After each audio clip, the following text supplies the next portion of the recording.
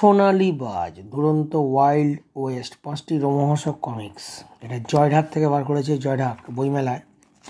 সোনালি বাজ, সূচিপত্র ভাষান্তর অরিন্দম দেবনাথ, আপসে বিলি the kid, ভাষান্তর Dipankar Chowdhury. সোনালি বাজ, খামার মালিকের দৌলত, বেচাল বাস। ঠিক আছে, এটা বইমেলাতে বেরিয়েছে, 200 টাকার দাম। ঠিক আছে, এটা আগের বছর বেরিয়েছিল। ঠিক আছে, আমি হাতে রিসেন্ট পেয়েছি, হার্ড কভার, এটা আমার কেনা হয়নি বইটা। তো দেখা যাক বইটা কীরকম আছে। বাও, বাচ্চার হলদে মুখও বেরো খোদল ছেড়ে, একটাও নিশানা যেন না ফসকায়, পাষণ্ড গুন্ডা দাঙ্গাকারী আশেপাশের দল। চলো, এই হচ্ছে গল্প। এরকম গ্রাফিক্স নোভেল যদি আসতে থাকে না, আর পরের বছরের জন্য ওয়েট করব কি হয়। বিলি দ্য কিড, এসব বিদেশি গল্প, কিন্তু এটা আমার ইচ্ছা আছে পাওয়ার। লাকি লুক যদি পাই, লাকি লুকটা দেখার খুব ইচ্ছা আছে। কোনো সময় পেলে সেটাকে নিয়ে ভিডিও বানাবো।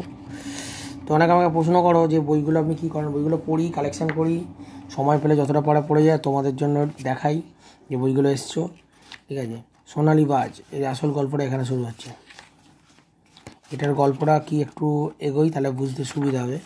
কিছুকাল ধরেই শাখা আর মোকদের মধ্যে ঝগড়াঝাটি চলছিল, কিন্তু একদিন শাখাদের একদল মাথা গরম লড়াইবাজ খোদ মোহকে সর্দার ঈগল পালকের ওপর হামলা চালিয়ে বসতে অশান্তি চরমে উঠল। ঠিক আছে, সোনালি বাজ এটা এক ধরনের পৌরাণিক কাহিনীর মতো। ঠিক আছে, মিশরের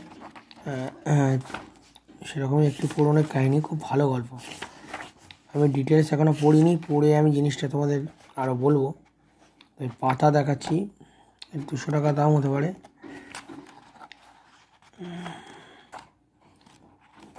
এই গ্রাফিক্সগুলো খারাপ না, অনেক পুরনো এর গ্রাফিক্স।